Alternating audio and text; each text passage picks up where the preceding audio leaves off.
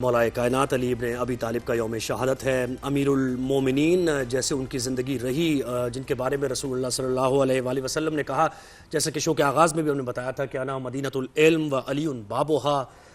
پھر یہ وہ شخصیت ہے مولا کائنات علی ابن ابی طالب جنہوں نے یہ دعویٰ کیا، سلونی کا دعویٰ کیا، پوچھ لو جو کچھ پوچھنا ہے، انہوں نے کہا زمین کا علم، زیر زمین آسمان کا علم سب وہ جانتے تھے قبل اس کے کہ میں تم میں نہ رہوں۔ یہ مولا کائنات کا ہی دعویٰ ہے اور پوری ورلڈ ہسٹری میں کسی نے دعویٰ نہیں کیا۔ پھر یہ وہ مولا کائنات ہے جن کے بارے میں رسول صلی اللہ علیہ وآلہ وسلم نے کہا کہ انا و علی من نور واحد، میں اور علی ایک ہی نور کے دو ٹکڑے ہیں۔ پھر یہ وہ مولا کائنات ہے جن کے بارے میں رسول نے کہا کہ علی تمہیں مجھ سے نسبت ایسے ہی ہے جیسے موسیٰ کو ہارون سے، لیکن بس فرق اس میں یہ ہے کہ میرے بعد کوئی نبی نہیں آئے گا۔ تو یہ وہ علی ہیں جنہوں نے ہر جنگ میں رسول کا ساتھ دیا، ہمیشہ جنگ بدر، جنگ احد، جنگ خیبر، جنگ خندق، ہر جگہ رسول صلی اللہ علیہ وسلم کا ساتھ دینے والے اور ان کی زندگی کی پروٹیکشن کے ضامن۔ پھر آپ دیکھیں جب شب ہجرت جب رسول صلی اللہ علیہ وسلم گئے امانتیں چھوڑ کے، تو علی کو اپنے بستر پہ لٹایا، اور علی کا یہ کہنا ہے کہ اس رات جو علی کو نیند آئی ہے وہ کبھی ایسی پرسکون نیند علی کو نہیں آئی۔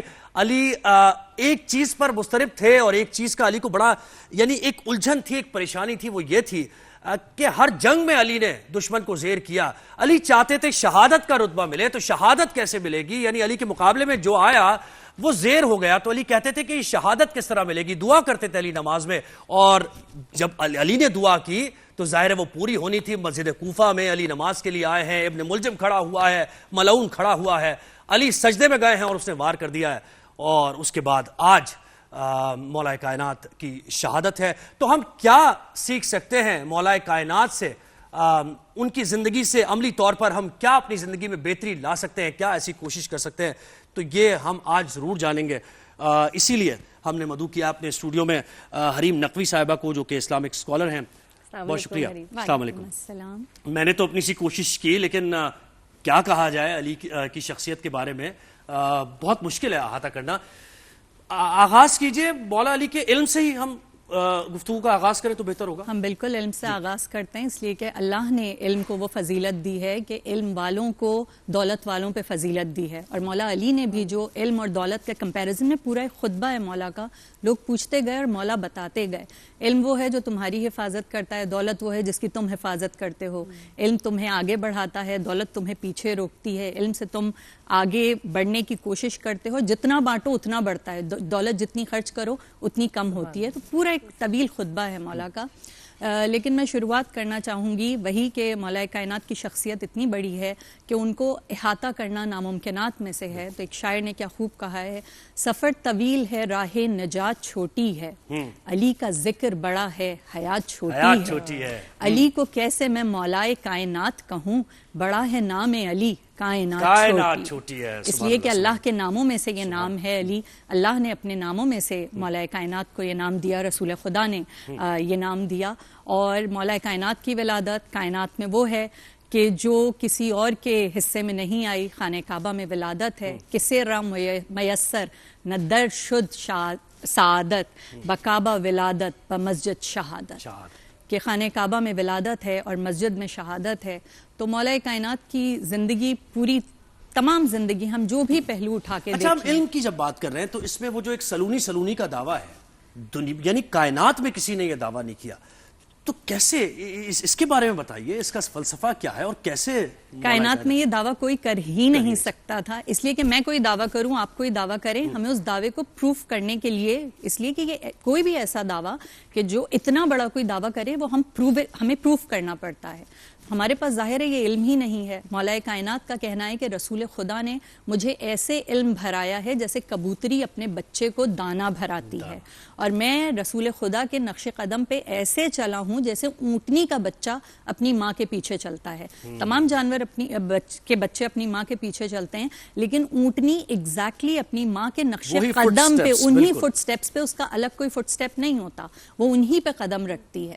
تو جب یہ رسول نے جب تربیت دی، مولا کائنات نے 3 دن پیدا ہونے کے بعد آنکھ نہیں کھولی، تیسرے دن جب رسول خدا آئے ہیں، آغوش میں لیا ہے، اور اپنی جناب فاطمہ بنت اسد نے یہ شکایت کی کہ اس بچے نے 3 دن ہو گئے آنکھیں نہیں کھولیں، نہ دودھ پیا ہے، تو رسول خدا نے کہا اس لیے کہ یہ میرا انتظار کر رہے تھے۔ رسول کی آواز سنی تو آنکھوں کو کھولا، رسول نے اپنی زبان دہنے مبارک میں دی، تو وہ جو علم اللہ کا ودیت کردہ تھا وہ رسول نے وہ علم مولا کائنات کو ٹرانسفر کیا، اور وہ جو کچھ نظر آتا ہے بہت سے لوگوں کو یہ لگتا ہے کہ بہت سی باتیں ایسی ہیں، یہ اللہ کی وحدانیت ہے اور رسول کے معجزات ہیں کہ بہت سی باتیں ایسی ہیں کہ جو مولا کائنات نے پیشن گوئی کی اور وہ باتیں صحیح ثابت ہوئیں، اس لیے کہ وحی خدا تھی، رسول کو معلوم تھی، اور رسول خدا نے مولا کائنات کو ان باتوں سے آگاہ کیا تھا، اور جو علم کی صورت میں ہمیں سامنے نظر آتا رہا۔ مولا کا ایک مشہور قول ہے کہ اگر مجھے وقت ملتا اور مہلت ملتی تو میں تمہارے مکانوں کو اس بہتے پانیوں سے روشن کرتا، جو اس وقت لوگوں کو یہ بات سمجھ میں نہیں آتی، لیکن آج یہ بجلی ہمارے یہاں ہائیڈرو پاور، ہم تو پانی پہ اسے ہی بجلی بنا رہے ہیں، تو آج لوگوں کو شاید یہ بات سمجھ آ سکے، لیکن اس وقت سمجھ میں نہیں آتی تھی۔